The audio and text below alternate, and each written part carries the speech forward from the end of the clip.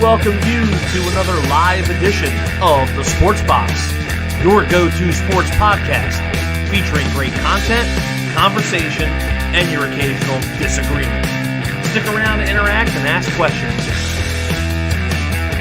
The Sports Box is brought to you by our sponsor, Showcase Sports, located on the White Horse Pike in Hamilton, New Jersey. Showcase Sports for the elite player. Ladies and gentlemen, it's showtime.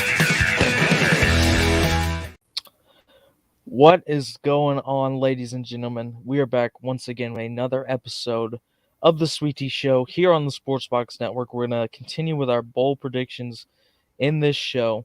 As always, I am Noah Dog Diber representing the Georgia Bulldogs, along with my good co-host and buddy representing the now below 500 Florida Gators. How you doing tonight, my friend?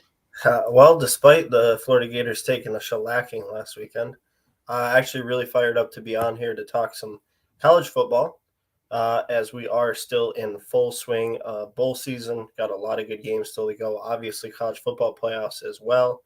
And yesterday was early national signing day, which, even though that it's technically early, 85% of recruits sign. So that's a really, really big topic for tonight, as well as the remainder of the bowl schedule. But yeah, really excited to be on here, talk some college football. Already got comments pouring in. Should be a good show tonight. Yeah, absolutely. We'll get to the comments in a second. Before we get into that, Garth, we have to go over our picks from last week. We started doing the BOWL MANIA picks, some of the very early bowl games, Garth, and we'll get to the results in a minute, but some interesting results. We differed on 4 picks, and unfortunately, because UTSA choked a 12-0 lead, I could have gone 4-0 on those games, but we'll go over that in a little bit. You did go 8-4. I went 10-2. There's another game tonight between Baylor and Air Force that predicted that is not final yet. But before we do get in that, we do want to briefly touch on the signing day. And I say briefly because, like it says there, in the offseason, we're literally going to have basically nothing to talk about but recruiting. So we're just going to very briefly touch on early signing day. Like Garth says, even though it's not really the official signing day, vast majority of players do sign there. We'll start with some general thoughts, Garth, before we get into specific teams. I mean, you can start with your Florida Gators, whatever you want to talk about here. But what were your main major takeaways from early signing day? Yeah, so first and foremost, as always, maybe not as much as some of the most recent years, but as always, there was some absolute chaos going down. Oregon, a guy you know very well, and Dan Lanning, former DC for Kirby Smart and that national champion team last year, he made some wicked noise yesterday. Granted, one of the guys he ended up getting did decommit and commit to another school, 3 different schools. He went to Oklahoma. 2 days. But he was able to flip some big-time recruits, a couple of 5-stars. Like I said, one did end up leaving for, as you said, no, Oklahoma. But a couple of really good 4-stars as well. So that the chaos yesterday was pretty much all Oregon, and Dan Lanning landing some big-time recruits, got them up inside the top 10. So really, really good first full-year class for him. And other than that, Alabama kind of ran away with things. They landed another 5-star just shortly before we got on here to put their total up to 7. So I guess Saban was really pissed off that they had a down year this year and went absolutely nuts on the recruitment trail. Obviously, Miami, with their endless Brinks trucks backing up to recruits' back doors, they landed a really good class. Your Georgia Bulldogs sitting there at second with a really good class as well. My Florida Gators didn't really make any crazy, sexy moves yesterday, but we signed everybody that was committed to us. So no chaos. Can't complain about that. I hate, craziness on signing day. It drives me nuts. But yeah, overall, outside of Oregon, a pretty chill, calm early signing day.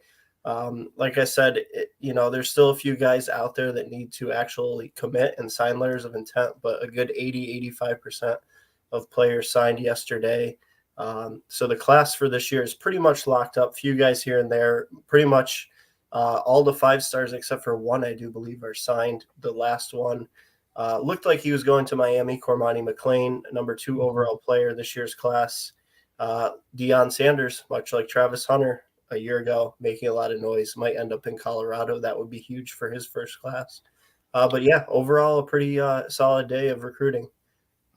And obviously the main news of Travis Hunter transferring to Colorado, which we all kind of expected, but was made official, I believe, yesterday. A couple comments coming already. Mike Bradley saying, "Woot woot, what's up, Mike?" What's up, Mike? Yeah, definitely. I will say definitely a good recruiting cycle for Florida, sitting at number 12 right now. 18 four-star commits. They had that 5-star quarterback for 2024. So good old Billy. Looks like he's doing a pretty good job. Our buddy James Montefusco, big Islanders fan, saying, "What's up, boy? What's up, James?" What's up, James? Tom Scavetta saying, "Yo, yo, yo, hopping in before I shove food in my face and finish my prep for Brian McArdle." Well, Tom was fired up yesterday because, like you did mention with Oregon guard, they got two, not just one, two Notre Dame commits to flip, and then obviously that other guy flipped again, literally the next day to Oklahoma. But it is what it is, man. It's definitely some craziness going on. Mike Aldridge saying, "Woo! What's up, Mike?" What's up, Mike? And John Suggs, it's great to see you, man. Great to see you, man. I thought you got murdered or something because after you talked to all that trash before the UGA Oregon game, I didn't hear from you for 3 months, but it's good to see you're still alive, man. Oregon has done good in recruiting, although UCLA flipped their quarterback to UCLA, Dante Moore.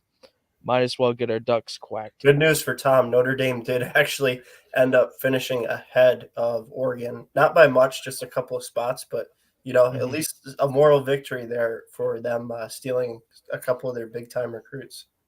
And Notre Dame does still have that number 2 class for 2024. Obviously, it's still very early. Lots of guys left to commit. Some guys flipping commits or whatnot.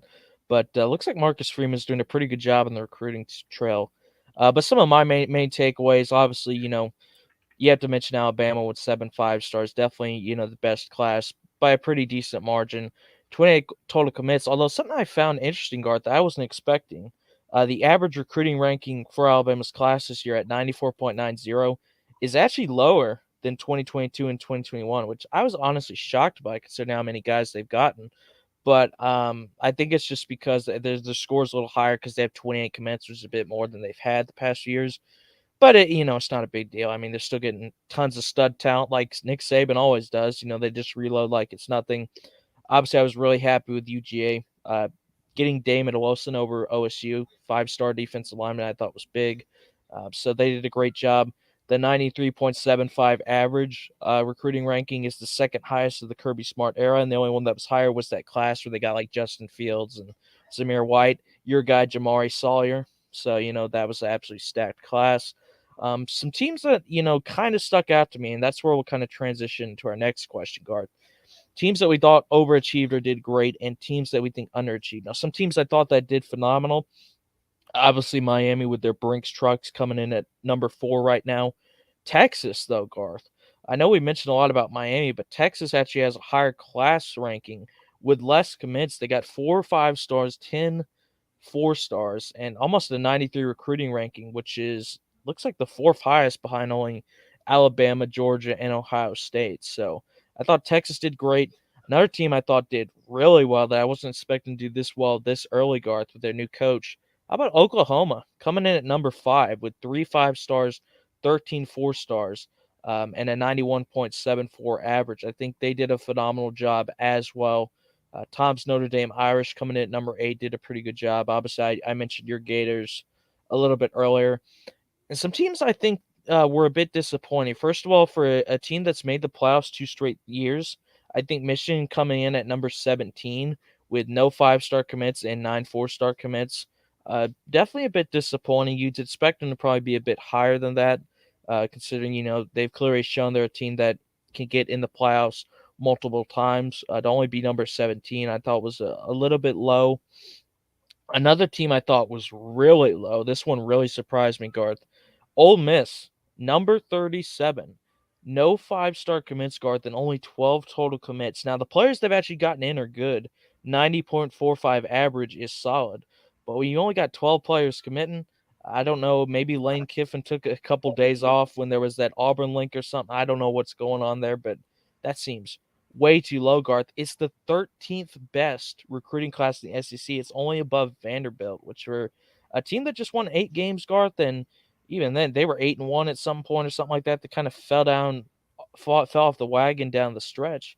I definitely expected a bit better from Lane Kiffin there. But who were some teams that specifically stuck out to you as, man, they really knocked out of the park, or man, they didn't do so hot this time?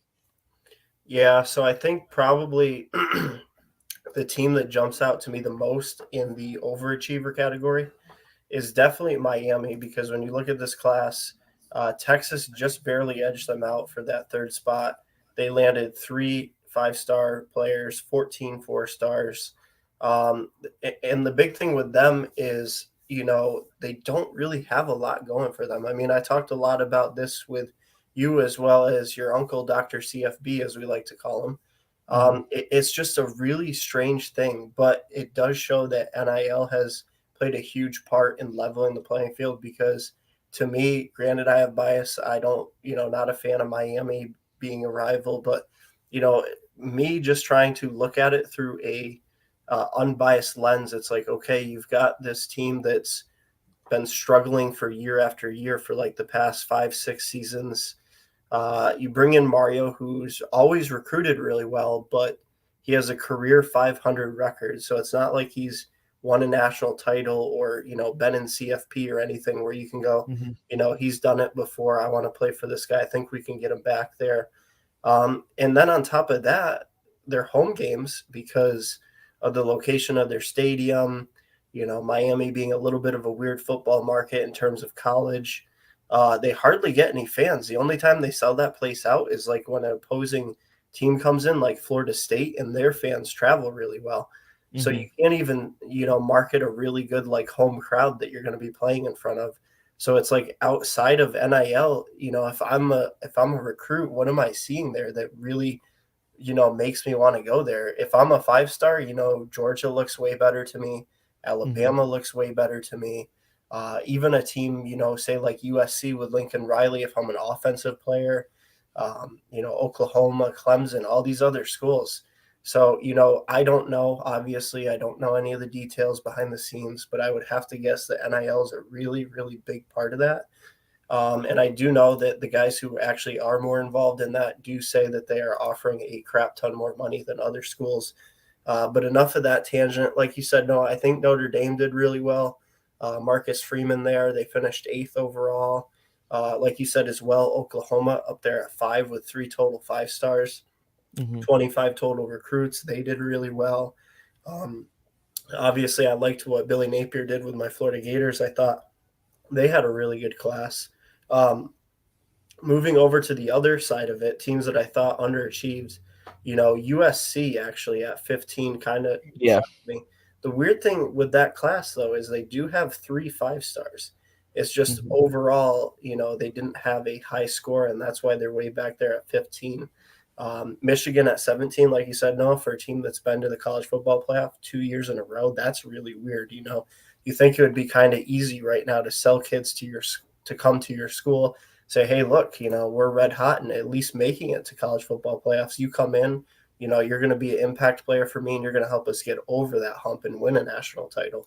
And then other than that, like you said, Ole Miss way, way back there, that's really weird. Like you said, the players that did get in are really good players, but 12 total commits when you look at like even Mhm. Maryland, a couple spots ahead of them, 24, Virginia Tech, 26. That's just, I don't get that. That's really strange, honestly. I don't know what's going on there. Lane Kiffin maybe took this year off, said, hey, staff members, go out and get the job done. I'm going to kick it back. I don't really know. Mhm. And if Mike is here, he's not going to like this one. I promise this is me not trying to like hate on him, whatever.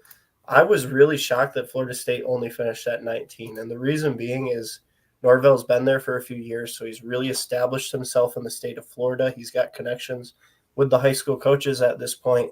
And they're coming off a fantastic season, way better than the season Florida or Miami had. Mhm. Yeah. Jordan Travis is coming back. If you're an offensive, like a wide receiver, running back, tight end, that's a great quarterback in college football that you would like to play with. Like I said, I don't think they did terrible by any means. I'm just not surprised that they weren't up there higher, closer to Miami and Florida instead of back there right around that 20 spot. But yeah, overall, really cool year of recruiting, honestly. I think the NIL this year specifically showed that it's going to be a lot more of a mix-up.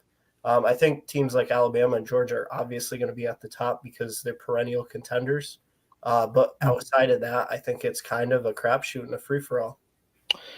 Yeah, I agree with you on a lot of your points. I think Florida State. I'm not in. Obviously, I don't know for sure, but if I had to guess, I would assume it's because Miami has all those boosters and Florida kind of has the same thing. I don't know if Florida State has the same resources, the same type of NIL dollars to throw around. I mean, I'm not sure. Even UGA. I mean, Garth. Look, he could be bullshit, but I've seen Kirby Smart say stuff like, we only have hundreds of thousands of dollars to throw into an NIL deal, which obviously some of these multi-million-dollar ones you see wouldn't really compare. So, I'm not too sure that that's just kind of speculation on my part. But, yeah, I definitely agree. USC is one that's a bit of surprising because, like you said, they have had 3 5-stars. Obviously, the main highlight is Mikey Bradley's favorite player and quarterback, Malichi Nelson. That solid recruit there. But I think the main issue there, Garth, is they only have 7 4-stars in their class. And when you look at all the teams around them, they're in the, low teens, and some of these teams are even in the high teens or even 20s. If you're looking at teams like Alabama and Georgia and only having 7 4-stars in comparison, it's just not quite going to match up. Teams like Texas and Miami, I don't want to jinx these guys, but I'm kind of thinking these could be teams like what A&M was this year, where they have all these phenomenal recruits come in, but maybe they underachieve a bit, and then the transfer portal next year, it could be insane for them. Now, we'll see what happens. Obviously, there's still the official signing day in February. There's still a ton of transfers that could happen. I mean, it's still well over 1,000 players in the portal, excuse me. But yeah, still a lot that could happen. But I think most of the major guys have signed, and I will say this, Garth. Even though obviously I don't like Alabama at all, I do just want to give a shout out to one of their prospects, Caleb Downs, the number 1 safety in the nation. Played for Mill Creek High School, which is my high school alma mater. So pretty Really cool. cool. That's really cool. That is the first major recruit they have ever had. It's pretty much, they've never had literally anybody I can think of that did anything at college. They had a guy that was like an NFL practice squad player. That's the best they've ever had. So they have a 5-star guy commit to Alabama. And obviously they won the Georgia State championship this year. So shout out to the good old Mill Creek Hawks, baby, and Caleb Downs, even though I hate the team he friggin' committed to. Come on, man. But, it is what it is. That's going to do it for our recruiting talk, because like we said, we're going to talk about this a lot more in the off season. But a couple comments as well. Tom saying thank you for the consolation prize.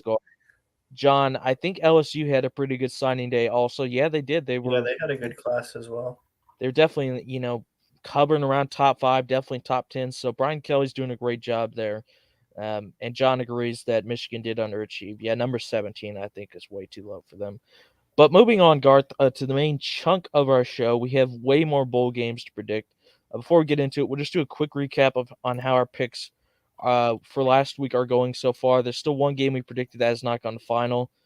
Baylor versus Air Force. Air Force is currently leading 9-7 with 6 seconds to go in the first half. But Garth, for our picks last week, you went 8-4, so you're up to 62-39, and I went 10-2 to get up to 60-42. Games we disagreed on, you got UTSA right, or you got Troy right. I picked UTSA, and my pick was looking good for a while, and then that second half, I don't know what happened. UTSA just fell off a cliff. Frank Harris, the 45-year-old 7th-year player that's coming back next year, looked like he'd never played down a football in his life in that second half. Other ones, you picked Cincinnati, who got absolutely steamrolled by Louisville. I regret that pick. Hey, actually, no, not to get off topic, but you probably didn't see, because it's not really a player that you would be following. But any chance you saw what quarterback just transferred to Cincinnati within the last day or two? I don't know, Garth, actually. Who is it? None other than a guy from your home state of Georgia and a former Florida Gator, Emory Jones. Oh my God, are you serious? Yep. I didn't know that. Yep. Wasn't he at Arizona State this year? Yep. And I want to say I followed him very loosely. I think he started like the first couple of games and then actually ended up losing the job. I don't know if it was because he got injured or if he just got beat out, but it didn't go good. That's for sure. He didn't have like a crazy season or anything. Yeah, Arizona State's going with Drew Pine at quarterback next year, so we'll see what. Hey, I think that's a good spot for Emory. Honestly, Cincinnati's a respectable team. They're going to the Big 12 next year, so that's a good move for them.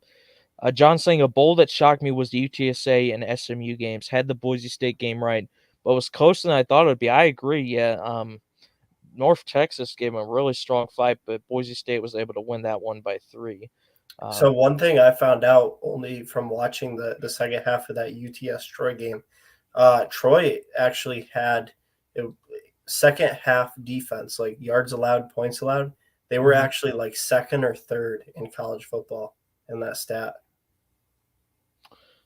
Yeah, that's definitely going to get it done for the good old Troy Trojans. But another interesting game, the very first game between Miami of Ohio and UAB, came down to the final second, and UAB stopped the receiver 2 yards short, kind of like good old Super Bowl. I believe it was 34 when that Titans guy, Kevin Dyson, was stopped 1 yard short when the Rams won that Super Bowl. So that was an interesting one. Obviously, unfortunately, your Florida Gators with basically their B team out there got absolutely steamrolled by the Yeah, at Beavers least I buzzsaw. predicted it right. It could have been worse. I could have predicted it wrong and watched the beatdown. Another one, Fresno State beating Washington State 29-6. I think that was one we disagreed Yeah, on. pounded them. I thought that would actually be like a really close, hard fought game, and Fresno put Yeah, it on them. yeah, they killed them. Southern Miss, Garth, beaten up on Rice, which we expected. But how about Frank Gore Jr., 329 rushing yards? Absolutely incredible performance by him. Any others? I'm just kind of looking through here. Oh, BYU, Garth. That's the BYU Yep, SMU game. BYU game. I picked BYU, you picked SMU, and BYU won in the Um, last second on a 2-point conversion. So that was West a good one. Western Kentucky, South Alabama, Austin Reed, 497 passing yards.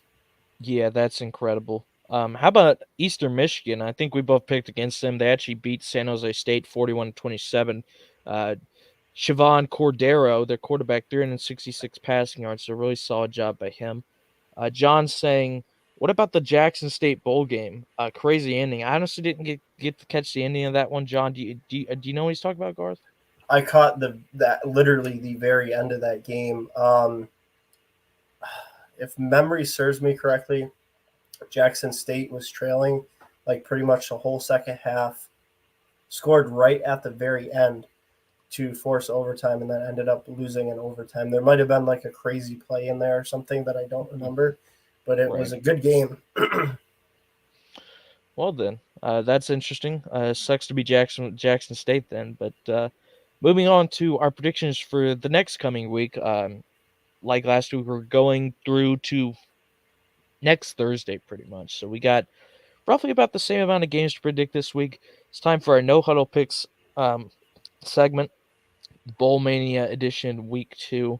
We will start with this game, Garth, the Radiance Technologies Independence Bowl between Billy Napier's former team, the Louisiana Lafayette Raging Cajuns, who come in at 6-6, going up against the Houston Cougars at 7-5. Who I don't know if you'd agree, Garth.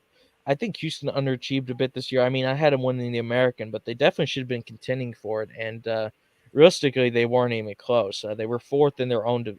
They were fourth in the American Conference, so they weren't even really in major contention by the end of the year.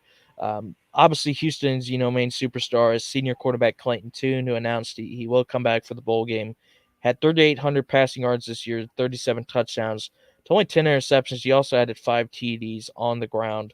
On the other side, Louisiana is a team that really prides themselves on a balanced attack, guard. They have 142 yards rushing per game, but they also, can sling it as well. Their offense is pretty efficient, scoring 27 points per game. On the other side, Houston over in the American, which it can typically be a very high-scoring conference. They score 37 points a game, but they also give up 33.5 per game, 433 yards allowed per game as well. But they almost get 500 yards of offense per game. So Houston is a slight favorite, touchdown favorite at a -7. The FPI predictor on ESPN has a 64.3% chance of the Houston Cougars winning this game. Garth, I'll start with you on this one. Where are you leaning with this matchup?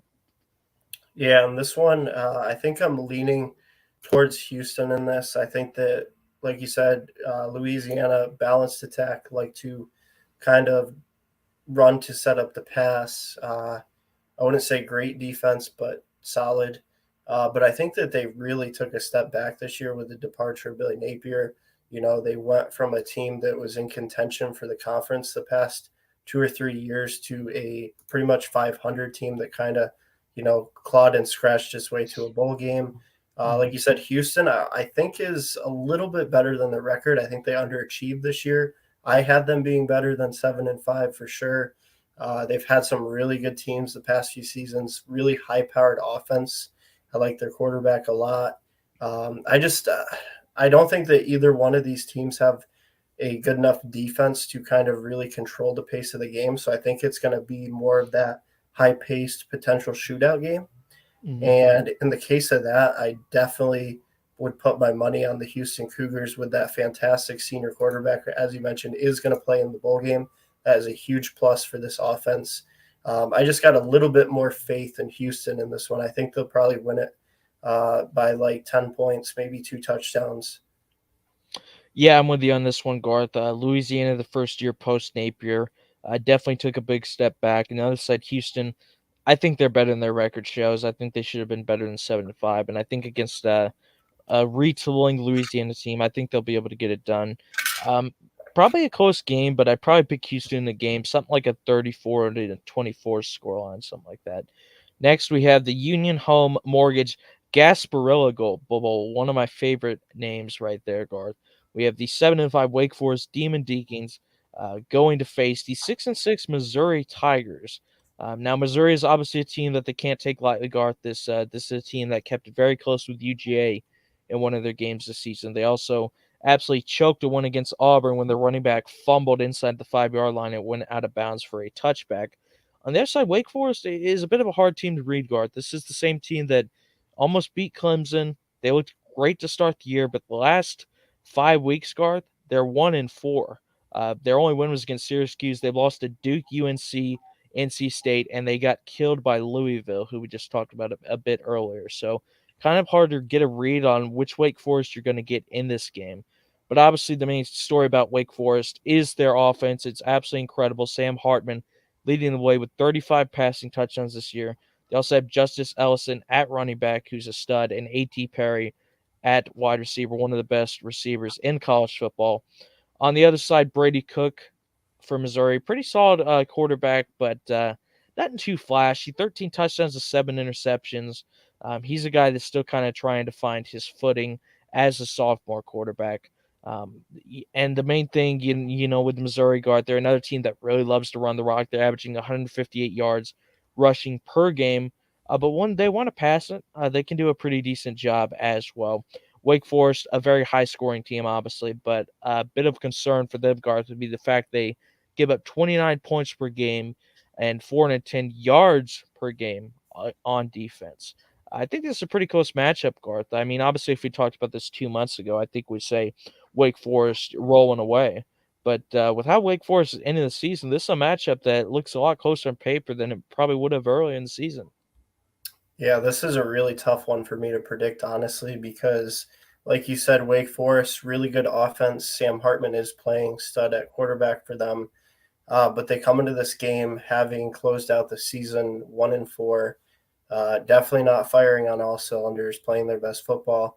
On the other side of things, you have Missouri, who's kind of a very balanced attack offense. They like to really pound the rock. The defense is actually pretty darn good. They've got a good defensive front, that D line. They don't make a lot of mistakes. They don't have like a lot of these star power guys out there. They're household names, high round draft picks. But they got a lot of guys who play together as a unit really well. They don't make a lot of mistakes. They don't have a lot of penalties. But the thing with them is very up and down year. Like you said, they played Georgia really tough, and then they go and get blown out by somebody. Then they're about to pull off an upset against a team like Auburn, and they fumble it almost, right before they score a game-winning touchdown. So it's really, really hard. I think that if the Missouri that we've seen play really good shows up, they should win this game. If they don't, then Wake Forest might kind of run it up and down the field on them. I really don't know which team I like more in this one. I think I'm going to give a very slight edge to Wake Forest because out of the two quarterbacks, I have a lot more faith in Sam Hartman. And also, bad news for Missouri, good news for Georgia. You guys did just land their best wide receiver in the transfer portal. So that's going to have a little bit of an impact on that offense that already isn't, like a super high flying, high scoring team. So I think I'm going to go Wake Forest, but I think this will probably be a good game. I think it's going to be a tight game, probably like a 1-score finish. Might go right down to the wire where like whoever has the ball last wins. But yeah, give me Wake Forest just barely, like 51-49% type close. See, logically, Garth, I agree with your pick, but because I'm still behind, I need to make up some ground. Let's go Missouri, man. I'm picking the Tigers in the upset, and so is John Suggs. He says upset Missouri. Houston, give me the points. Mike Aldridge saying Brandon sucks ass. A great comment right there from Mark. Tom says Wake Forest. Mike, crazy. I do think they may have been a bit distracted by the coaching staff. Don't know what he's talking about there personally, but clarify on that one, Mike. moving on to the next game, we have the Easy Post Hawaii Bowl between the 7-5 Middle Tennessee Blue Raiders, who obviously got the highlight of their season, was absolutely steamrolling the Miami Hurricanes. The U was absolutely embarrassed on that day when the Blue Raiders kept shoving it down their throat repeatedly. And on the other side, we have Andrews, San Diego State Aztecs. Of course, the one time we talked about his team, he's not friggin' here, but they're also 7-5 and 6.5-point favorites in this one. The Middle Tennessee quarterback, Chase Cunningham, 2,900 yards on the season, guard 19 touchdowns and 9 interceptions. They also are really solid running the ball. Their starting running back this year had 9 touchdowns. But yeah, 48.5 is the over-under. And look at the stats, guard. Mid-10 State is a team that is pretty solid offensively, but as always, when we kind of mention some of these teams from, weaker conferences, they can't play defense at all. They give up 28 points per game and over 400 yards on defense. Whereas on the other side, San Diego State actually has a pretty solid defense, only giving up 20 points per game and low 300s in yards per game. I'm not too sure where I'm going to go with this one, Garth. I think this is another really close matchup. I think the spread's probably a little bit too high in this one. What are you thinking about this matchup here? Yeah, this is honestly a tough one for me to pick because I don't really know a whole lot about either one of these teams. Obviously, San Diego State, our good buddy Andrew Edmondson's favorite team, being a San Diego native. And on the other side of things, Middle Tennessee, like you said, is the team that went into Miami and steamrolled them. So obviously, I do know them for that reasoning. I pulled up real quick here now the schedule for San Diego State this year. Looking at it real quickly, it really weird. They lose 13-3 to Air Force. They beat a bad New Mexico team. They beat a bad UNLV team just barely. There's a couple games where they kind of got blown out, like Boise State beat them 35-13, Utah 35-7. They're a team that's very, very hard to get a read on. Like, are they 7-5 because they didn't play a tough schedule, or are they 7-5 because they actually are a decent team? I guess for the sake of upsets, and I think that the team out of these two that might be hungrier to win, like more motivation behind this, give me Middle Tennessee State in the upset here. All right. Well, honestly, I was probably going to go with San Diego State anyway, but the fact you just went with Mid-10 State, I just made my decision way easier. But I definitely could see Mid-10 picking up the upset. Like you said, it kind of depends on what team. Like, they got blown out by teams like James Madison, UAB, but then they're, able to show when they play a team like Miami, who, granted, yes, were underachieving and were terrible this season, but, still an ACC team, Power 5 team that commands respect, and I believe it was a road game as well, and they just went in there and pretty much steamrolled and wasn't even really close. The fact it was a 14-point game, it wasn't really that close. So, I think they definitely could pull off the upset, but I'm going to give San Diego State a slight edge in this one. John says San Diego State not even close. Mike says Wake Forest wins, but I'm not too confident in it. Mike says, meaning Prime announcing beforehand he was leaving, just throwing it there as a possibility. Talking about the James Madison game. Yeah, I could see that. Definitely could be or a Jackson possibility. State. I'm sorry, Jackson State, not James Madison. Miami's 0-3 all time against Yep. Middle Tennessee. Yep, that's true. Garth Yep. shared that lovely fact with me The last one and week. only time that the rival Gator fan and the rival Florida State fan come together for a common cause is to troll Miami. Well, next game, Garth, and we can't always talk exciting games. Sometimes we have to talk about a snooze fest that no one has really any comments on.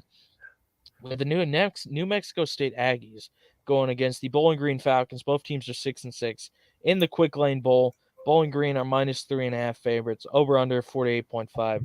Obviously, Garth, Bowling Green is the place where Urban Meyer started his coaching career. A coach you would know very well. But let's cut to the chase, Garth. I don't know anything about these two teams at all. I've never watched a single game of these teams in years.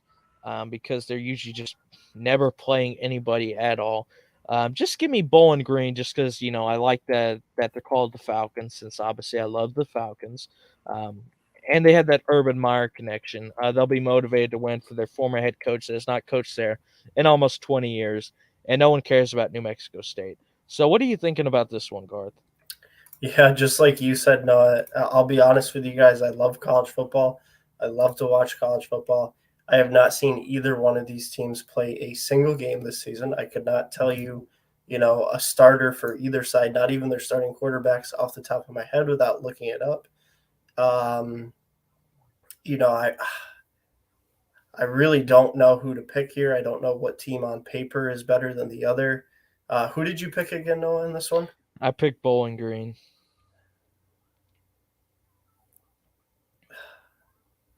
Man, I don't know. This is a tough one. I was trying to read up here real quick, and basically everybody's saying that this one is a very evenly matched game. Either team could end up winning. They both have a lot of motivation to be here, so they didn't really help me out either at all. I'm kind of tempted to either go with New Mexico State and potentially pick up a game, or pick Bowling Green, so that way if they win, we both get the point. If they lose, it doesn't really help or hurt either one of us. I'm going to go, you know what? I'm going to live on the risky side. I'm going to pretend I'm in Las Vegas being a gambling man. I'll go with New Mexico State in this one. All right. Well, either you're going to have a fantastic week and probably wrap it up, or you're going to absolutely choke.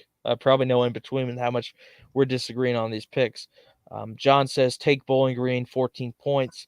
Mike Velarde says, these games stink. Let's talk about Michigan beating UGA in the finals. Ha ha. All right, Mike. Every time this guy comes into our show to comment, he just loves to leave a troll comment to wind me up. But love you, Mike. Great guy.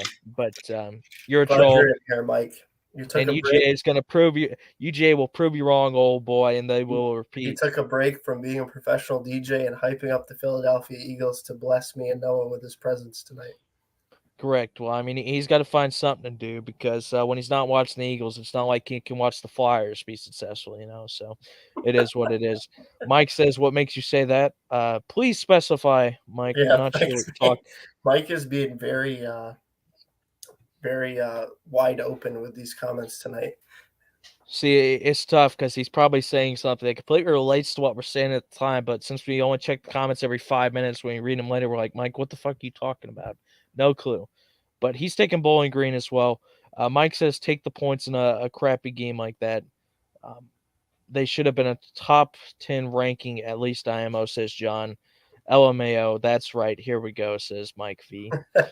Moving on to the next game. We have the another kind of crapshoot game, Garth. We have a local team not really. They're on the complete other friggin' side of the state, but they're in my state at least. The Georgia Southern Eagles, who are 6-6, going up against the Buffalo Bulls, not the Buffalo Bills, the Buffalo Bulls. This is another game, Garth, where let's be honest, no one knows anything about these teams. Even if they go to these colleges, they don't know anything about these teams. I'm just going to go with Georgia Southern because they are in my state. I have a couple buddies that do go there. But let's be honest, man. Who the hell are these teams? Who even plays here? I'm not too sure. But what are you thinking about these games or these teams, Garth? Another one where I don't know anything about either one of these teams. I did look it up here, and just real quick, the first team that I see in the rankings higher for total defense actually is the Buffalo Bulls. Mhm. Ooh, okay. You know what? I'm going to go with the Buffalo Bulls because I just found out that Georgia Southern is second to last in total defense in college football. Jesus. Well, good pick right there then, Garth. We'll see what happens there. Oh my God, 496 yards of offense against per game is definitely not ideal. But John says upset for the Buffalo Bulls. I replied to John saying Michigan underachieved. That makes sense. We can't see if someone replied to a comment in StreamYard. It just kind of shows up in a blocky list pretty much. Mike says, I heard the Georgia quarterback just checked the old folks home. Well, Mike, after he's a 2 times champion in about 3 weeks, he can do whatever the hell he wants, old boy. Still younger than that guy at North Texas who is in the transfer portal. Yeah, that guy's 29, which is kind of crazy to think about. But it happens sometimes. Brandon Whedon went to the NFL draft when he was 28. Mike says, screw him. All right, Mike. You know what? You're getting too uppity, man, from your 13-1 Eagles. But you know what? This is college, where UGA is currently running the show. Chris Weinke, yeah, that was another. And he won the Heisman when he was like 28 years old or Yeah, something that's ridiculous. Mike Aldridge's guy. Absolutely. Next game, another game that's just kind of like, you know what? Let's just get through it. We have the Serve Pro First Responder Bowl between the 6-6 Memphis Tigers, who are -7.5 favorites, versus Utah State, who is also 6-6. Over under of 60.5 guard. Um, Looking through their roster once again, I have absolutely no clue who any of these guys are.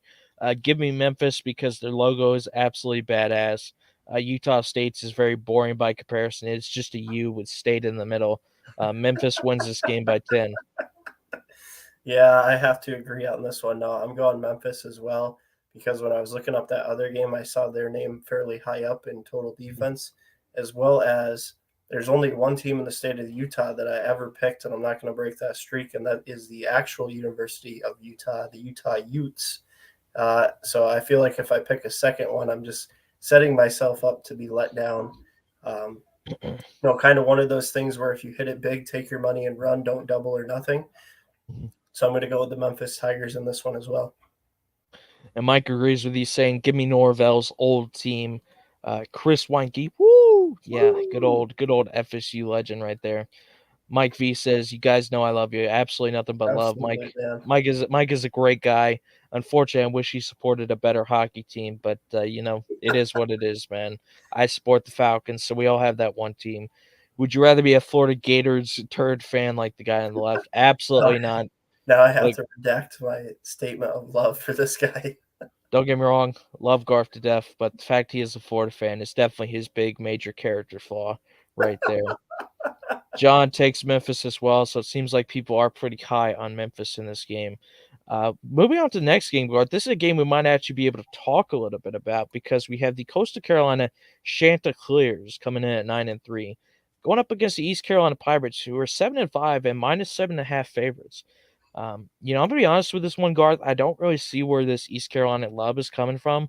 We look at Coastal Carolina. Yes, I know they're in the Sun Belt, which isn't a great conference, but East Carolina plays in the American, and they're one of the worst teams in the American. They finished sixth in the American this year. And for Coastal Carolina, Garth, they have a quarterback in Grayson McCall, who's an absolute stud. He's going to be entering the transfer portal, and I think there's going to be some serious buzz around him. He had 24 touchdowns this year to only 2 interceptions. On the other side, East Carolina is a team that is really focused on airing it out, but they also pride themselves on running the ball. The starting running back this year had 1,300 rushing yards, 13 touchdowns. They also had a 1,000-yard receiver. They can do a little bit of everything. They average 459 yards of offense per game. And obviously, Garth, both these defenses are not great. Coastal Carolina gives up 30 per game, whereas East Carolina gives up 27. So where are you at with this matchup here? Yeah, I'm actually right now trying to find out. Do you know Noah for sure? He's already in the portal, but is Grayson McCall going to play in this game? Because I think that's kind of my deciding factor. Um, Yeah, I tried to look it up earlier, Garth, looking up like bowl game opt out, Oh, right here. I just but found it it. says he's playing. His tweet where he announced he was going in the portal says at the very end of it, "I will play in the bowl game and finish what I started." So with that said, I am going to go with the Coastal Carolina Chanticleers because I think that he is going to try and have himself a really big game to close out his career there. And also, I was reading that this would be their third consecutive season with 10 wins should they win this bowl game. And then that means a lot to them. And they really want to get it done. So I don't think it'll be a blowout, though. I think this East Mhm. Carolina team is actually kind of sneaky good. Maybe not sneaky good is the right way to word it, but they play people tougher than you would expect. Um, so I think it'll be a good game, but I'm going Coastal Carolina here. Yeah, I agree with that. I think if Grayson McCall wasn't playing because he was in the transfer portal, I'd probably go with East Carolina.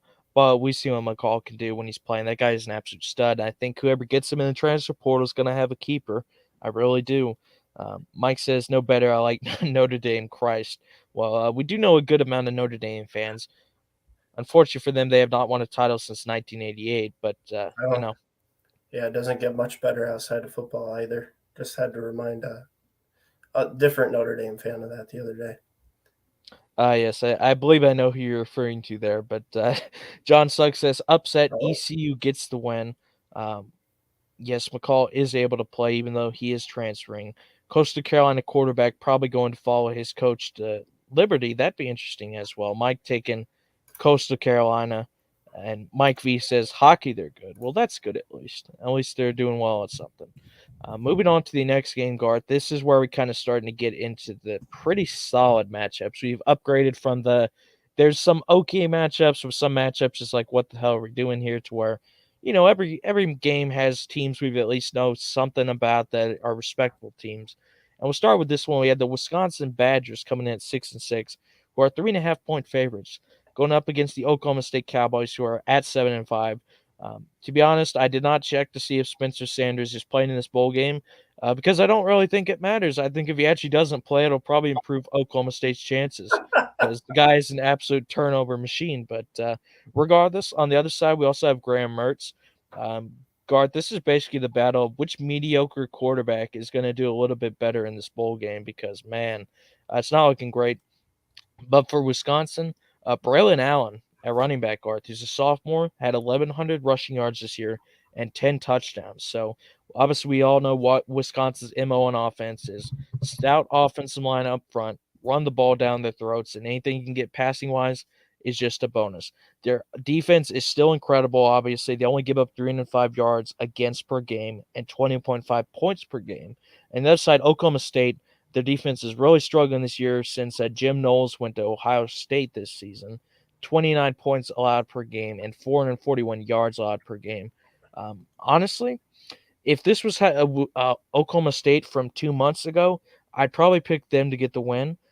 But even though Wisconsin's 6-6, I still think they have all the capabilities to win this game. They still have a stout defense. Their offensive line is strong. They can run the ball. And look, if you can control the line of scrimmage, and I think they will, you can win pretty much any football game. So give me Wisconsin in this game. yeah, I actually agree on this one as well. No, I'm going with Wisconsin for pretty much all the same reasons you listed. Their defense is very, very good, as it Mm-hmm. always is. It's usually just the offense that kind of lets them down. Offensive line is really good. They can pound the rock, control the clock, just like you said. And it's more so, though, on the other side for me. It feels like every time I pick Oklahoma State, they let me down. As you Yeah. like to jokingly say, Spencer Sanders goes out and throws like 3 interceptions and completes like 50% of his passes for 120 yards. Mm-hmm. So I kind of got some PTSD with picking Oklahoma State in any football game at this point. So I am also going to go with Wisconsin in this one. Couple more comments coming in. John just taking Oklahoma State in this game. So in that case, since that's happened, whoever the hell is playing Oklahoma State at quarterback will now throw 3 interceptions and complete 40% of their passes. Um, Marcus Sanders Mariota. Hey man, as much as I don't like Mariota, that's still insulting him Imagine because if I they think, drafted him, all joking aside, after that oh cut. my dude, if the Falcons drafted Spencer Sanders, I would literally like I wouldn't jump ship, but it would be like the worst moment of my life. And I saw them blow a 25-point Super Bowl lead. That would just be embarrassing. Whiskey quarterback headed to Florida. Yeah, Yeah, he mediocre, is.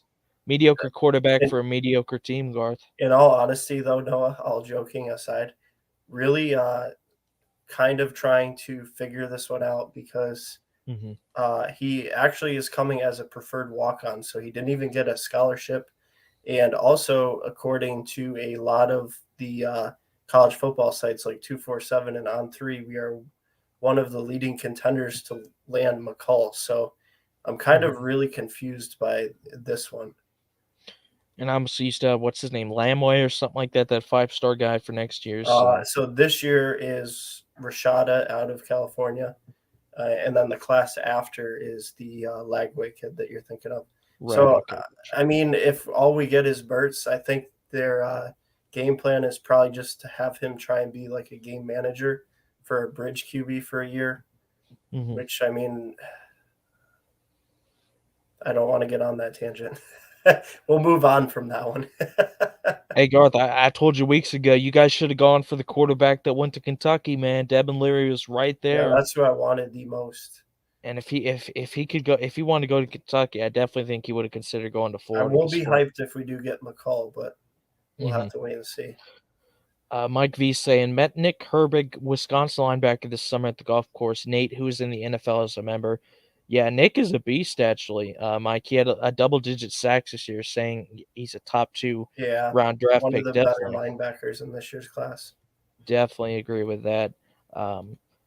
Devin Leary is from South Jersey, Yep. 10 minutes from my house, Timber Creek. Interesting. Daniel Bakley likes to tell us about all the New Jersey, former New Jersey players. Moving on to the next bowl game, we have Garth's closet team, the UCF Knights, coming in at 9-4. Ironically, you could say both of those are my closet teams. That's true because you have your favorite college basketball team here in the Duke Blue Devils at 8-4, playing in the Military Bowl presented by Paraton, whatever that is. Never heard of that in my life. Duke are -3 favorites, over under of 62.5. John Reese Plumlee, the UCF quarterback, definitely a solid dual threat guard. He had 11 rushing touchdowns and to go along with 14 passing touchdowns. On the other side, Leonard, the quarterback for Duke, Riley Leonard, exact same thing, guard, 31 total touchdowns with 11 of them on the ground. Stats-wise, both of these teams can score with the best of them. UCF averages 34 points per game, Duke 33 per game. Defense is very even as well. UCF gives up 23 points per game, 383 yards. Duke 22.8 points per game, 382 yards. So, guard, statistically at least, these teams are incredibly evenly matched, as evidenced by the -3 spread here, guard. So I'll start with you on this one.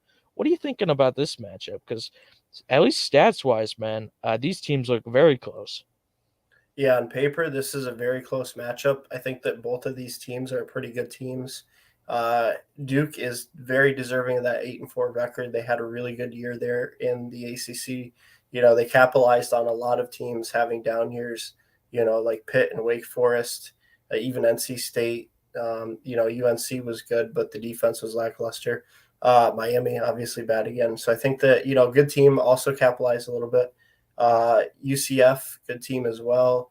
You know, they're not really fully back to like that dominating conference presence that they were, you know, under guys like Frost and Pruitt, but definitely still a very good team. Like you said, Plumlee is a great quarterback for them. Dual threat, can beat you with his arm or his legs. To be honest, I can make a case for either one of these teams to win this game. I think I'm going to be going with the UCF because I picked against them when they played Tulane. And I just feel like if I pick against them again, they're going to make me regret it. So I'm going to go with UCF in this one. All right, well, just to be different, I'll go with Duke because, like I said, this game is basically a toss-up. I don't think there's really anything distinguishable between these teams. Brandon says, makes me want to puke, but give me Duke. Yeah, Brandon is a big UNC basketball fan, so obviously him and Garth go at it a lot because Garth is a big Duke guy. Mike says, Devin Leary was disappointing last year for all the hype coming in the season for NC State. I know he was hurt some, though, but I was expecting more from him. I definitely think that's fair to say. He did have some injury problems, but when he did play, he definitely wasn't looking like he was. In 2021, he was definitely one of the best quarterbacks in college football. Yeah, I But will say in his defense though, Noah, I mhm, believe his injury was actually like really severe where he missed like the whole second half of the season. And that team lost a lot. Like the few games that I watched early in the season when he was playing, that mhm. offensive line was absolutely abysmal. Like when they played Clemson, oh my God, that dude was getting sacked pretty much every play, even if he got the ball out. But yeah, definitely a down year, regardless of the circumstances after the year he had the year before. John picking UCF to win. Mike V saying he had 33 touchdowns and 5 interceptions the year before. I honestly thought Rutgers would be hot for him coming home, but nope. Yeah, poor Rutgers, man. Man, they can't. Yeah, but Mike, they can't even keep kids in state going to college originally. That's their biggest issue, honestly, because New Jersey, a lot of people don't realize this, but New Jersey actually produces some really good Mhm. high school talent and recruits. They just cannot get them to stay in state. Real quick before we do move on to the next bowl, if you guys are watching it and you have not left a like on the show, please make sure to do that. Not just because it strokes your egos or whatever, but if you do like the show, actually Facebook's algorithm picks it up and is more likely to share our show. So basically, if you like our show, it shares it to more people, which would be really appreciated. So if you guys would not mind taking 2 seconds to leave a like on the show, we'd really appreciate that. Mike V agrees with your assessment there, Garth. John says Leary had a torn pec Yeah, that's a muscle. really hard injury to play with when you have to throw the football every play. They actually go with a lot of Florida kids up here, he says. And Mike Aldridge says UCF, but should be a great game. I definitely agree. I think it's a very close matchup. Moving on to the next game, Garth. We have a matchup that, if this was 2 months ago, I think would look a lot more attractive than it currently would, but it's still an okay bowl game. The Kansas Jayhawks coming in at 6-6 versus the also 6-6 Arkansas Razorbacks. And I think it's a tale of two halves for both these teams, Garth, because Kansas, they got off that great undefeated start. I think they were 5-0, and obviously they went 1-6 the rest of the way.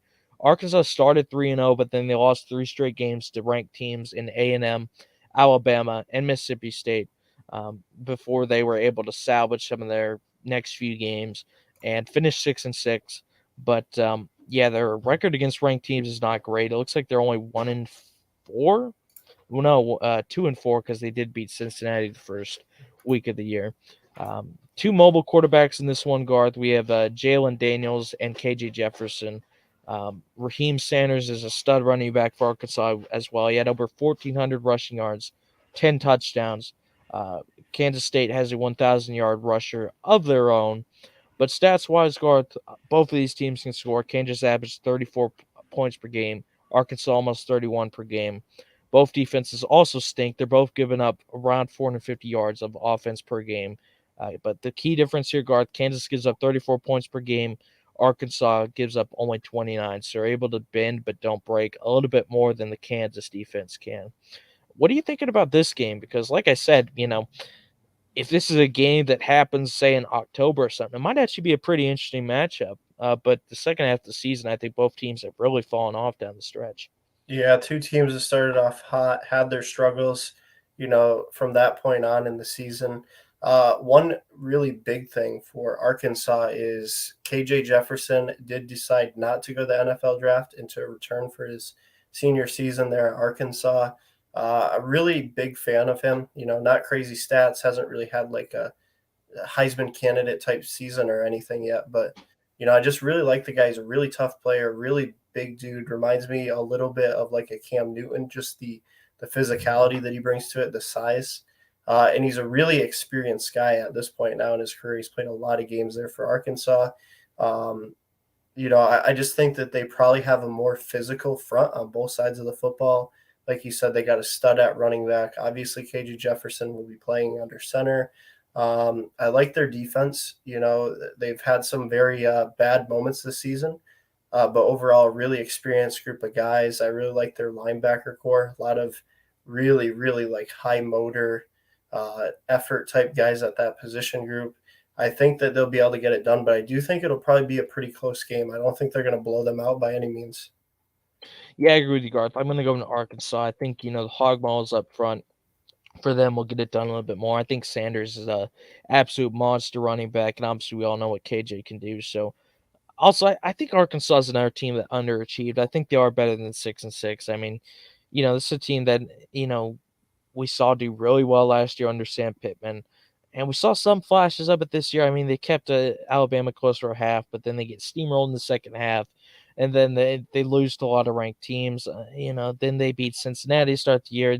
They're just a bit all over the place. But I think against a Kansas State team that has gone 1-6 in their last 7, they'll be able to get it done. Mike Aldrich says Kansas was 5-0, so Yeah, give me they got College Game Day this year, which at this point in the season might be a shock, but back then it wasn't. Yeah, they did. Mike V says, "What do you know about lifting and pecs, Garth? You would power through and get it done."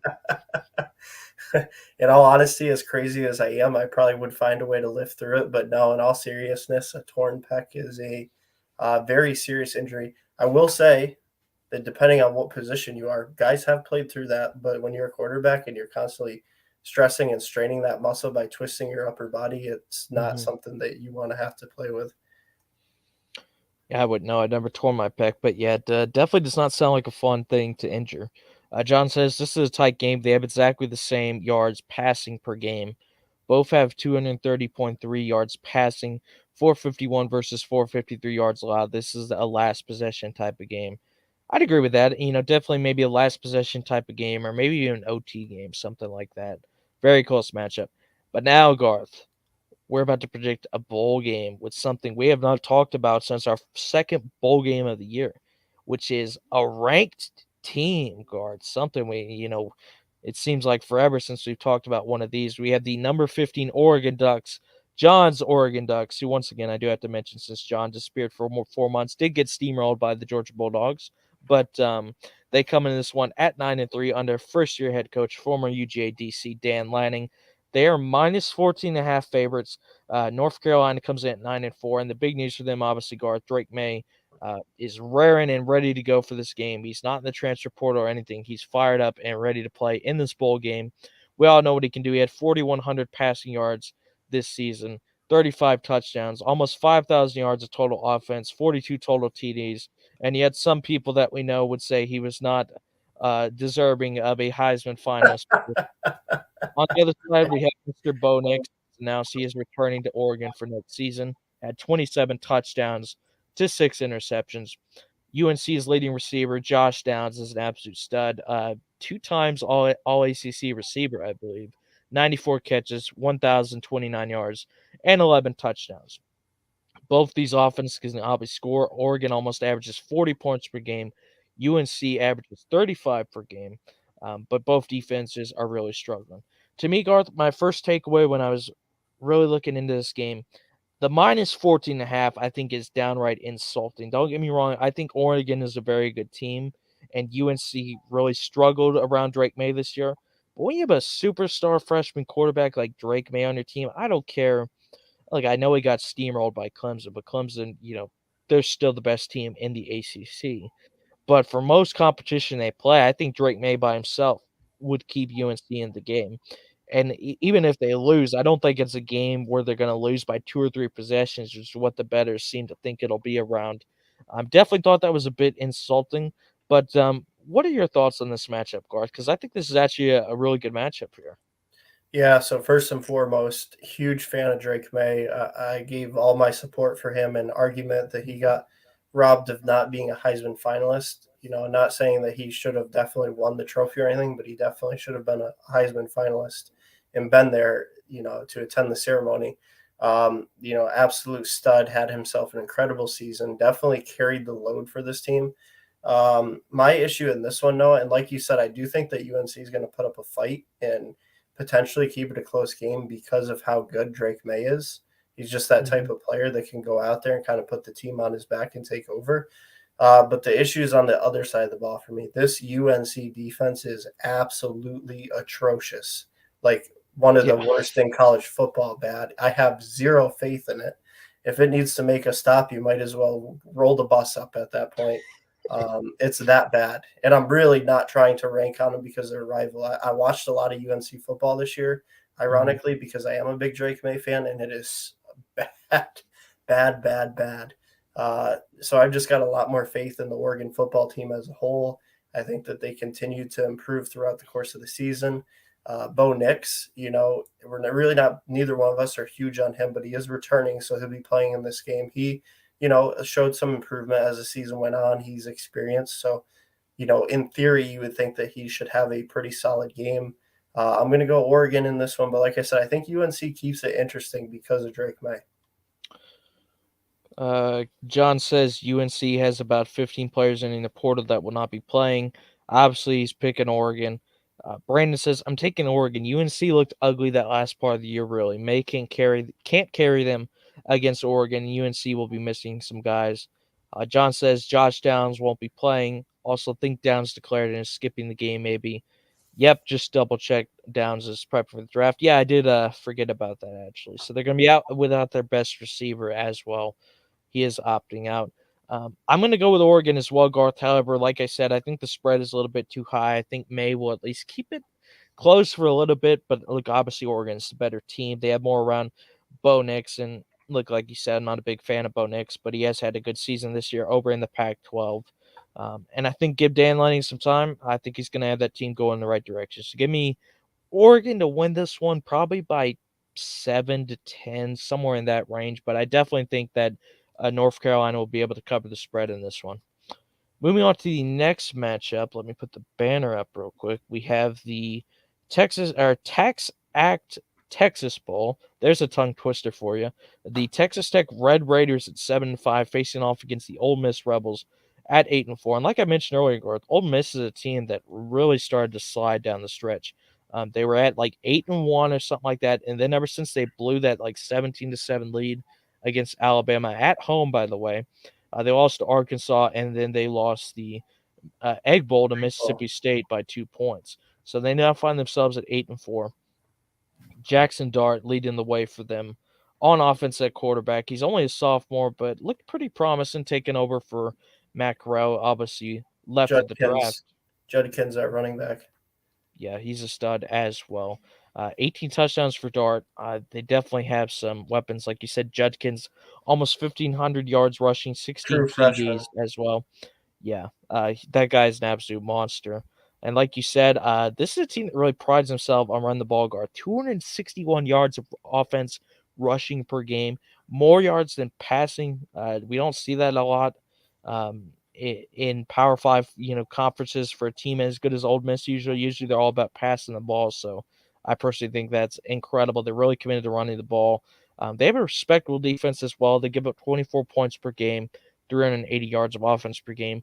On the other side, we all know what Texas Tech is. This is a team that loves to air it out, 307 yards passing per game, and not much else. Their leading rusher this year, Garth, only had 670 yards rushing.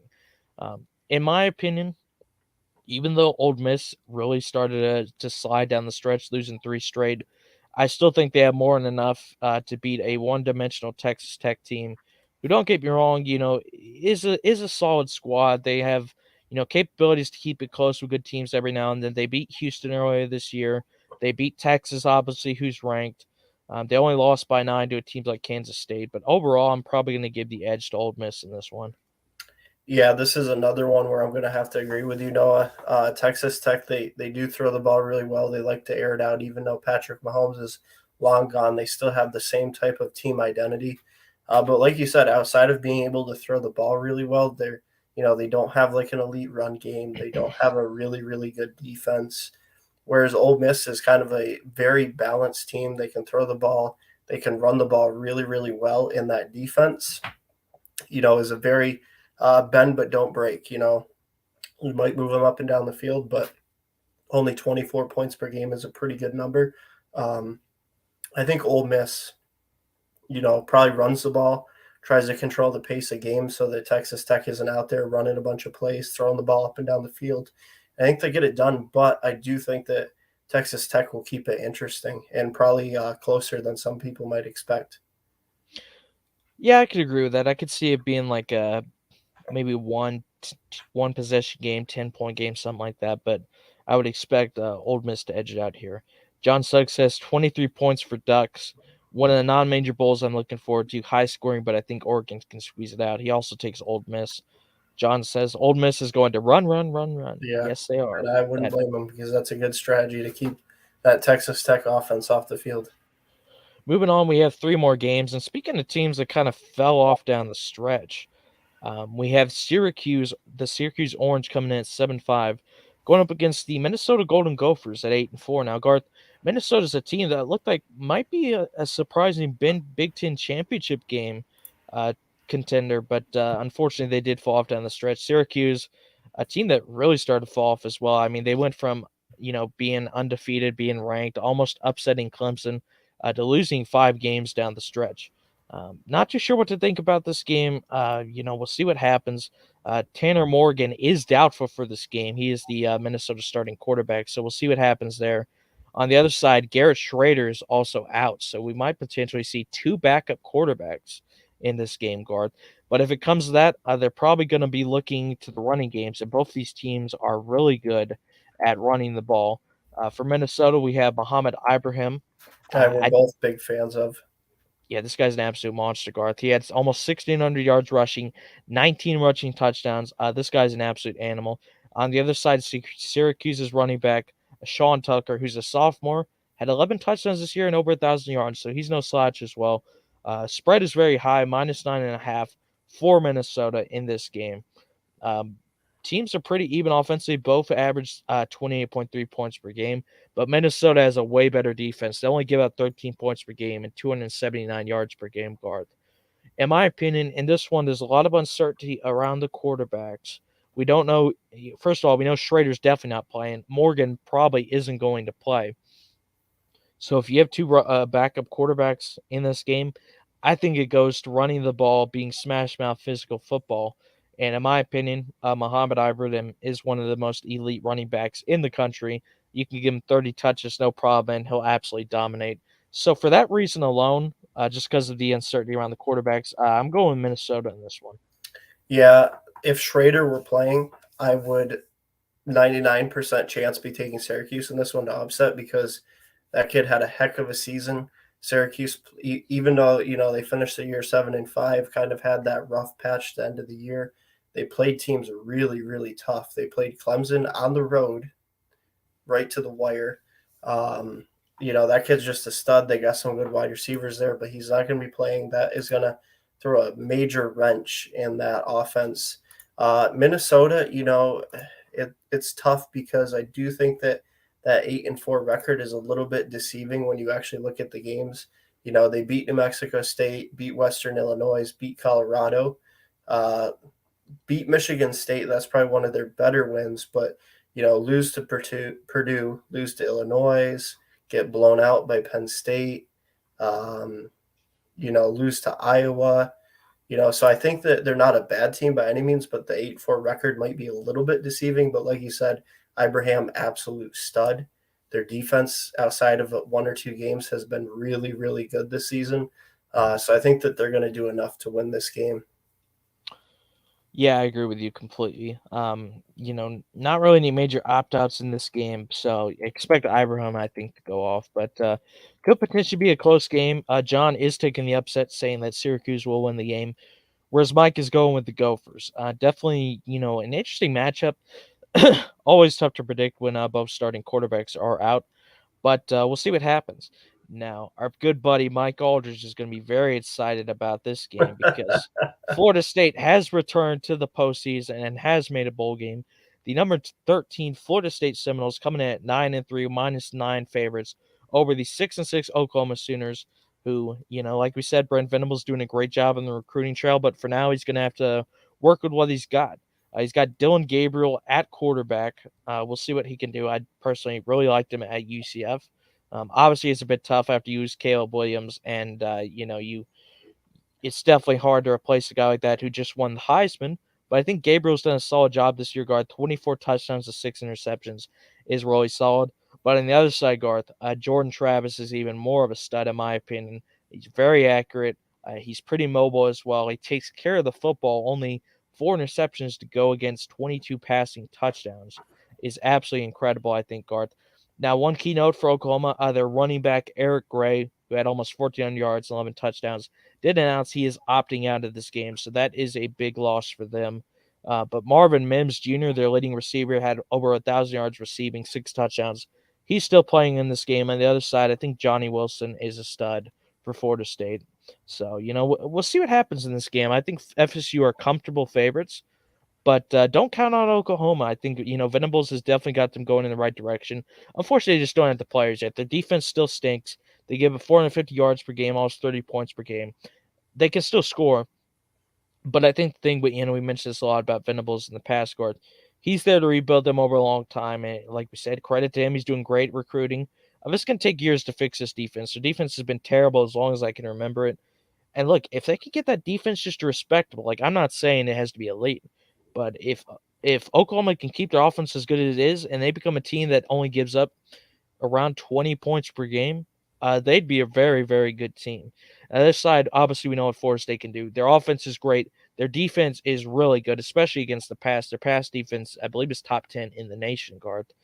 They only give up 158 yards passing per game, 307 total per game, and they average 475 yards of offense per game. I'm not going to sugarcoat this one, guard. I think FSU wins this game running away. I do love the Brent Venables hire. I think in a few years he'll have those guys definitely in a comfortable position. But as of right now, this is a team that is still in clear rebuild. Florida State has had an incredible year under Mike Norvell.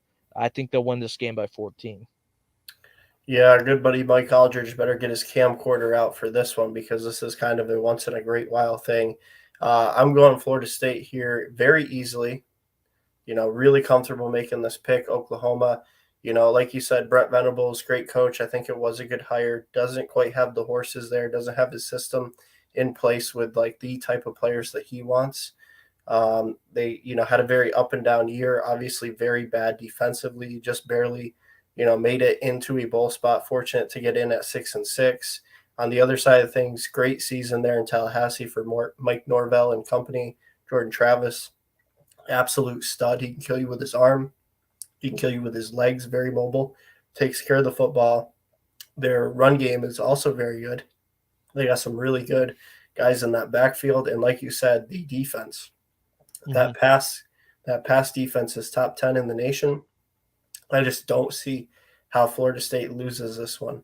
They don't have a lot of guys that are opting out. Jordan Travis is playing. I just don't see it. I think Florida State rolls in this one and probably wins it pretty comfortably. Mike says Brandon P sitting down. There you go. Okay, Mike. John says FSU because of their defense. Yeah, they have a very strong defense. Mike, shouldn't you be out in the horse stalls prepping for your wife? These guys, man, holy shit. Ryan says, "What's up, Ryan? Former guest Hey, on Ryan. the show. What's up, man? Says the Seminoles will beat the Sooners for sure. FSU is going to roll." I assume Mike is probably typing out an essay right now because that's what he He's loves to do fired about up his. now. He's either going to type an essay about how he's fired up for Florida State or a response to that horse stall comment.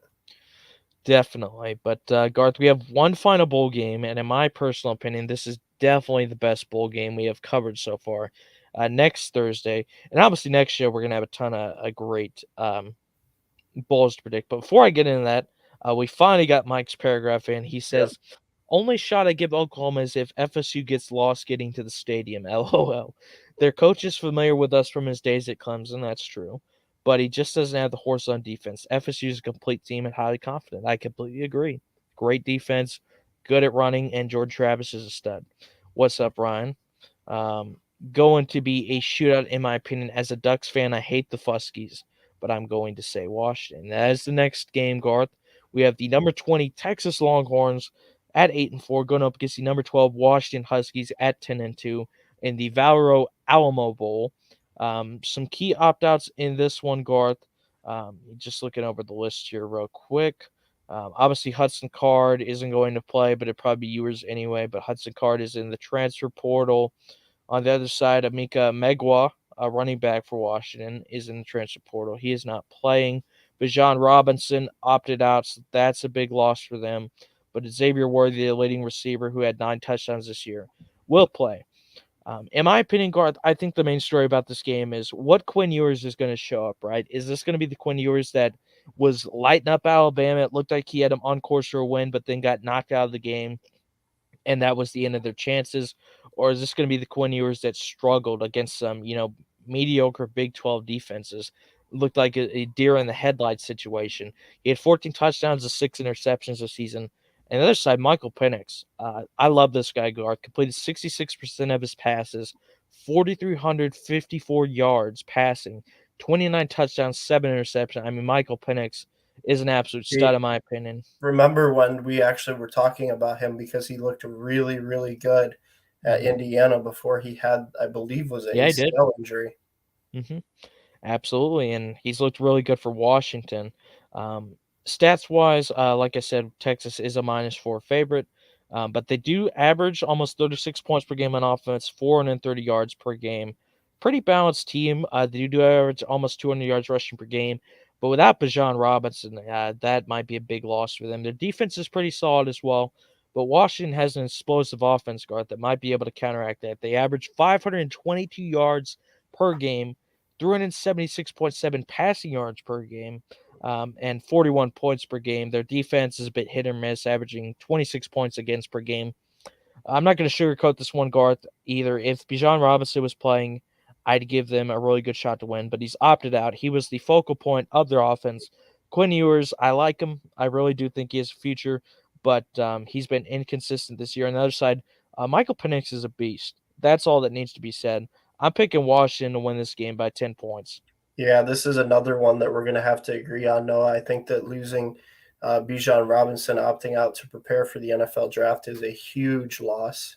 That's a guy that you can kind of lean on just to get the offense going, or, if the pass game isn't working, hey, take over the game for us. We're going to need a big performance from you type guy that's going to be playing on Sundays in the NFL. Really big fan of his. But, huge loss for that offense. Especially for a team that relies on their offense being able to be very productive to win games. This is not a team that is going to shut you down with their defense and beat you in a low-scoring affair. They want to be high-flying, putting up a lot of points, and beat you in a shootout style of game. Like you said, Ewers, very up and down on the year. Washington, very slow and steady, great throughout the course of the whole season. Penix has been phenomenal for them, really balanced attack.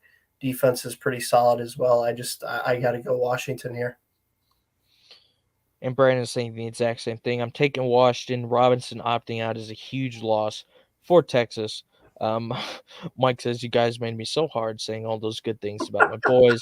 There you go, Mike. You got to enjoy it while you can, man. I know it was a few rough years for you, but definitely a good season for you guys this season. But the main thing for FSU is they need to see if they can continue that progress and do well again next year. Because, I definitely think the ACC, it's a bit tough to say. I mean, we had teams like Pittsburgh and Wake Forest last year that were really good. But then they declined. Then Clemson comes back, but we can clearly tell they're not an invincible team either because they still lost a couple games. North Carolina's in the mix. I don't know. The ACC, I'm not too sure what to think about it. So we'll see what FSU can do next year. But, I think Washington once again, if Texas had Robinson, but he's the focal point of their offense, them not having him, it's just I think a major loss. And it'd be one thing if they're playing a worse team, but the fact they're playing, a very respectable number 12 team in the nation with a stud quarterback in Penix and a respectable but not great defense, I think they'll be able to beat Texas. Ryan says, I've retreated completely into college football because the NFL is killing me right now. He is a Packers not a good fan, year for Packers fans, that's for sure.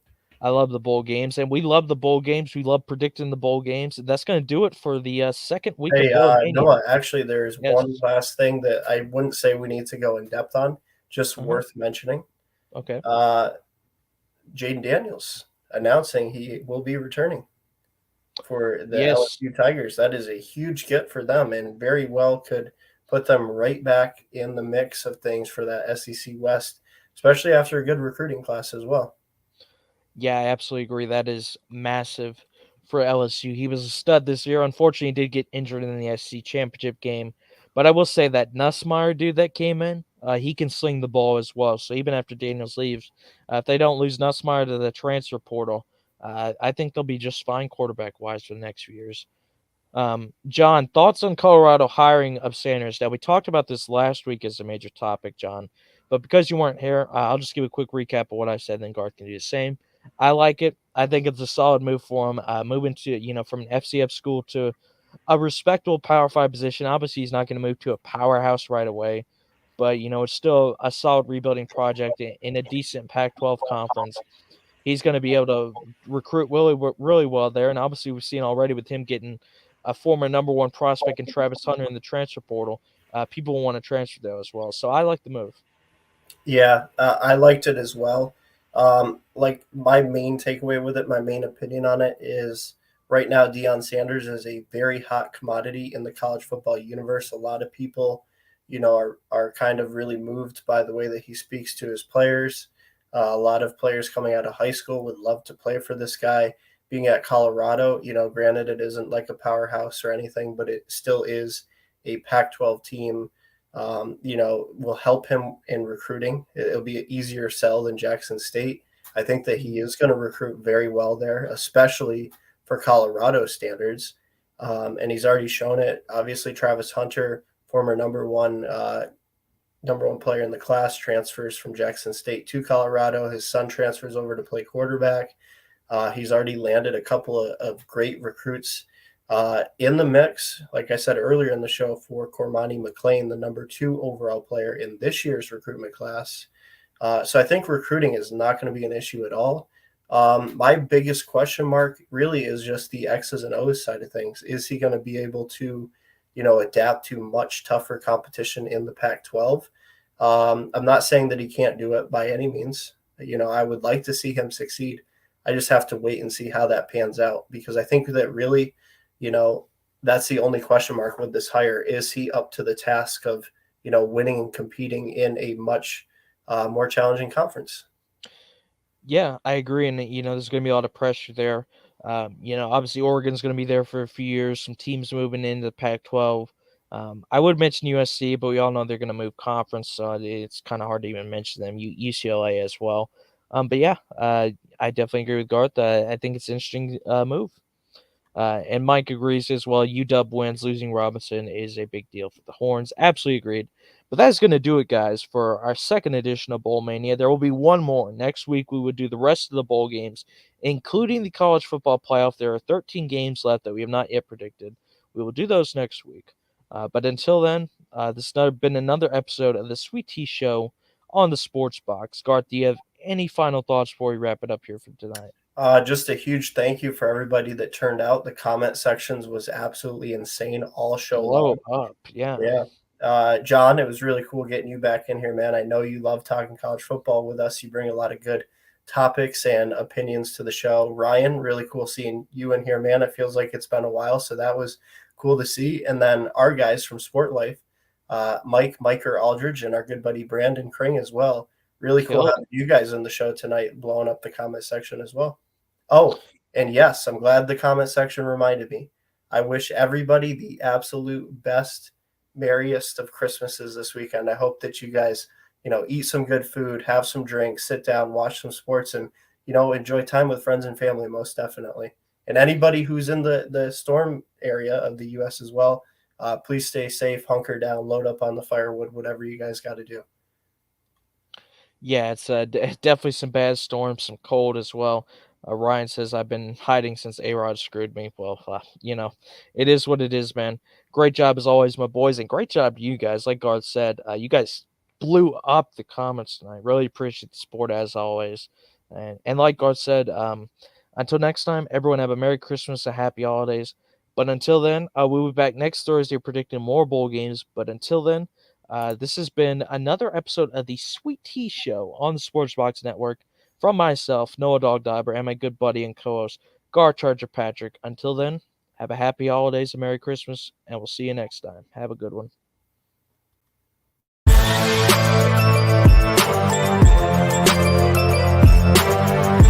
Thank you for watching this episode of Sweet Tea on the Sports Box. Please remember to follow us on all of our social media outlets. On Facebook at Sportsbox Show, Twitter at Sportsbox Show, Instagram at The Sportsbox Show. Find us on YouTube and join Outside the Box, our Facebook sports discussion group. The Sports Box is brought to you by our sponsor, Showcase Sports in Hamilton. Showcase Sports for the elite athlete. And also our friends over at CrowdPlay. Download the free CrowdPlay app today and use promo code THEBOX at sign up for 10 free points. Thank you for joining us.